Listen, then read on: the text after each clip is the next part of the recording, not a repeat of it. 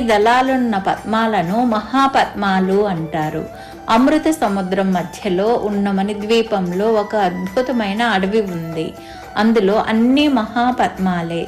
ఆ అడవిలో సుఖంగా విశ్రాంతి తీసుకుంటూ లోక సంరక్షణ చేస్తుంది శ్రీమాత. ఈ తామర పువ్వులు చక్కని సువాసనతో ఉంటాయి, సువర్ణ వర్ణంలో ఉంటాయి. వీటి నుండి నిరంతరం తేనె ప్రవహిస్తూ ఉంటుంది.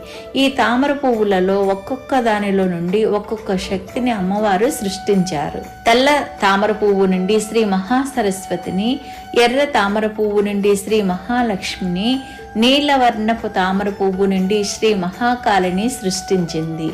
సృష్టి స్థితి లయలకు వీరి ద్వారా సహకారం త్రిమూర్తులకు అందిస్తుంటుంది. ఈ మహాపద్మాలు మన శరీరంలో కూడా ఉన్నాయి. అవే మూలాధార పద్మం, స్వాధిష్టాన పద్మం, మణిపూరక పద్మం, అనాహత